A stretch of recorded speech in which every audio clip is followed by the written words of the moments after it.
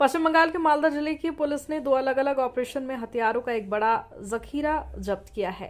दो हथियार तस्कर गिरफ्तार। इस घटना में कुल 2 लोगों की गिरफ्तारी तय की गई है। एक सीनियर पुलिस अधिकारी ने बताया कि कुल 15 हथियार और कई जिंदा कारतूस बरामद किए गए। तो वहीं ईरेज बाजार थाने की पुलिस ने मिल्की इलाके में एक ऑपरेशन में मैनुल हसन 20 वर्षीय नाम के एक युवक को गिरफ्तार किया है। पुलिस सूत्रों से मिली जानकारी के मुताबिक गिरफ्तार व्यक्ति के पास से 10 पाइप गन, एक 7 पिस्टल और 5 राउंड जिंदा कारतूस बरामद किया गया। दूसरी ओर कलियाचक थाने की पुलिस ने तलाशी के बाद अनरुल हक 45 वर्षीय नाम के एक व्यक्ति को गिरफ्तार किया। मालदा जिले के पुलिस अधीक्षक अभिजीत बनर्जी ने कहा कि छापे खास इनपुट के आधार पर मारे गए थे। शुरुआती जांच में पता चला कि गिरफ्तार किए गए लोगों के बिहार से संबंध है। शक है कि जब्त किए गए हथियार तस्करी के मकसद से लाए गए थे। गिरफ्तार किए गए लोगों को कोर्ट में पेश किया जाएगा और पुलिस कस्टडी के लिए अर्जी दी जाएगी। पुलिस अधीक्षक अभिजीत बनर्जी ने कहा कि पूछताछ के बाद पूरी घटना के पीछे का रहस्य सामने आएगा। As per source information as well as on the basis of the statement of the arrested accused, আমরা প্রায় 5টা 7mm এবং 10টা কান্টিমেট পাইপ গান রিকভারি করি দুটো জায়গা থেকে, একটা কালিয়াচকে সুজাপুর থেকে অ্যাজ ওয়েল অ্যাজ ইংলিশ বাজারের মিল্কি থেকে। এই দু জায়গা থেকে দুজন অ্যারেস্টেড অ্যাকিউজড, একজন Mohammad Anarul Haque son of late Rahmud Sheikh of Baliyarpur PS Kaliachak সুজাপুরের কাছে, ওর একটি দোকান থেকে আমরা 4টা 7mm পিস্তল এবং 20 রাউন্ড 7mm যে কাটিজ সেটা রিকভারি করি। তার সাথে 8টা ম্যাগজিন পাই আমরা 7mm পিস্তলের। এছাড়া মিল্কি এরিয়া থেকে একটি লালগোলার ছেলে Mainul Hasan yes son of Saidur Rahman, এর বাড়ি হচ্ছে মির্জাতপুর পিএস লালগোলা।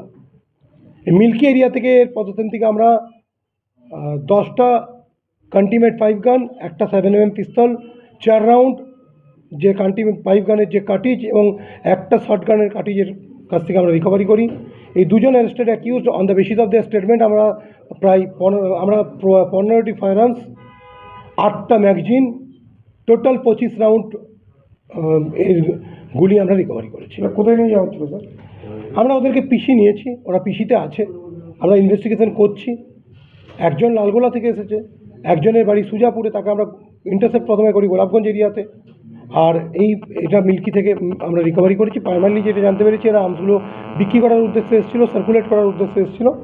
বাকি যেটা আছে আমরা পিসি পিরিয়ডে বোথ দ্য এন্ড কোথা থেকে আর্মসগুলো এরা প্রকিউর করেছে, কোথা থেকে এরা পেয়েছে আর্মসগুলো, আর কোথায় এরা মানে সেল করতে এসেছিলো বা সার্কুলেট করতে এসেছিলো, এই ডিটেলসটা আমরা পিসি পিরিয়ডে এটা পুরোটা আনার্ট করবো, আমরা পুরোটাই আমরা ফিক্স আপ করবো এবং যারা যারা এই র্যাকেটসের সঙ্গে যুক্ত আছে তাদেরকে আমরা অ্যারেস্ট করবো। এই দুজনের মধ্যে কোনো কানেকশান আছে? এই দুজনের মধ্যে অ্যাজ সাচ আমরা কোনো কানেকশান পাইনি। দুজন আলাদা আলাদা ব্যক্তি। আমি আবার বলছি দুটো আলাদা ইনসিডেন্ট আছে। আমাদের কাছে সোর্স ইনফরমেশন ছিল যে এদের কাছে ফায়ার আর্মস এরকম এরা বিজনেস করছে। এদেরকে আমরা অ্যারেস্ট করেছিলাম on the basis of their statement, leading to their statement as well as আমার যে সোর্স ইনফরমেশন ছিল দুটো আমরা ওয়ার্কআউট করি। তারপর আমরা এদের কাছ থেকে এই ফায়ার আর্মসগুলো রিকভারি করি। বিহারের কোনো যোগসূত্র পাচ্ছেন? টোটাল 15টা ফায়ার আর্মস রিকভারি করেছি। স্যার রাজ্যের বাইরের কোনো যোগসূত্র? একটা বিহারের আমরা যোগসূত্র পেয়েছি যে বিহার থেকে এই 7mm পিস্তলগুলো আনা হয়েছে। কান্টিমেন্ট পাইপ গানের সোর্সটা আমরা ফিক্স আপ করছি। পলিটিক্যাল ব্যাকগ্রাউন্ড কিছু আছে? এখনও পর্যন্ত সেরকম কিছু পাইনি। এরা আর্মসের ডিলিং করে বলে আমরা জানি। এর আগেও আনারুল সে আর্মসের কেসে এবং এনডিপিএস সাবস্টেন্স মানে নার্কোটিক সাবস্টেন্সের কেসে অ্যারেস্ট হয়েছে। এগুলোর দাম কত স্যার বলা যাবে? এটা তো আমি এভাবে দাম বলতে পারবো না, কারণ এই দাম এভাবে বলা যায় না, কিন্তু ইনভেস্টিগেশনে আমরা ঠিক করছি। আমরা যেটা জানতে পেরেছি এই 7mmগুলো একটা 50,000 করে এখানে বিক্রি করছিল। এত পরিমাণে অস্ত্র উদ্ধার হলো, কোনো কি বড় কোনো সাজিশের বন্দোবস্ত? আমি আবার বলছি আমরা একদম ইনিশিয়াল ফেজ অফ ইনভেস্টিগেশনে আছি, কারণ রাত্রি আমরা আর্মসগুলোকে রিকভারি করেছি। এখন আমরা এদেরকে আবার পিসিতে নিয়ে ভেরিফাই করব, এদের যে স্টেটমেন্টগুলো আছে সেগুলোকে ভেরিফাই করব, সেগুলোকে আমরা দেখবো সেগুলো এরা ঠিক বলছে কি ভুল বলছে। এই 7mmগুলো কি বিহারের তৈরি হওয়া না? দেখুন মেড তো ওইভাবে বোঝায় না, বাট এদের কনফেশনাল স্টেটমেন্ট থেকে আমরা যেটা জানতে পেরেছি এরা বিহার থেকে এই আর্মসগুলোকে নিয়ে এসছে।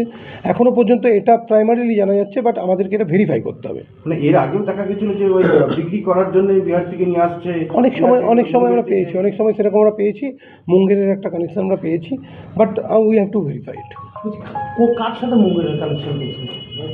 ডিফারেন্ট সময়, এটা আমি কোনো স্পেসিফিক ইনস্ট্যান্স বলছি না, ডিফারেন্ট সময় আমরা পেয়েছি। যখন আগেও আমরা আর্মস রিকভারি করেছি তখন আমরা পেয়েছি বিভিন্ন সময় মুঙ্গের লিঙ্ক পেয়েছি বা বিহারের লিঙ্ক পেয়েছি।